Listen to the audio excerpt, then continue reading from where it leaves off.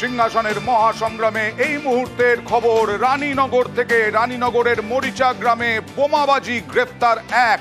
আবার বোমাবাজি, রানীনগরে বোমাবাজি এবার, আর গ্রেফতার এক। কথা বলবো প্রতিনিধি প্রণবের সঙ্গে। প্রণব, ঘটনাটা জানতে চাইবো।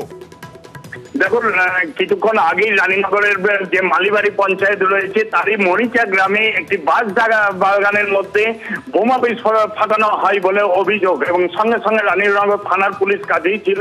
তারাই এসে কিন্তু একজনকে গ্রেপ্তার করেছে, এবং সেই কোন দলের হয়ে বোমা বিস্ফোরণ করেছিল তা কিন্তু এখনো পর্যন্ত জানা যায়নি। তবে এই ঘটনায় কে বা কারা জড়িত, বেশ কয়েকজন জড়িত বলে কিন্তু এলাকাবাসীরা কিন্তু অভিযোগ করছে। বোমাবাজির যে অভিযোগ, এটা বুথ থেকে কতটা দূরে জানা যাচ্ছে? না, দেখো, বুথ থেকে বেশ অনেকটাই দূরে, কিন্তু এলাকায় সন্ত্রাসের পরিবেশ তৈরি করার জন্যই কিন্তু এই বোমা ফাটানো হয়েছে বলে কিন্তু অভিযোগ করা হচ্ছে, এবং এই এলাকাবাসী যথেষ্টভাবে সন্তুষ্ট হয়ে পড়ে।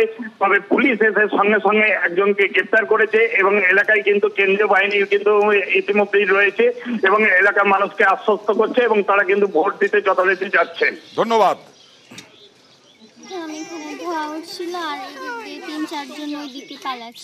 আচ্ছা, তারপর পুলিশ এসেছিল?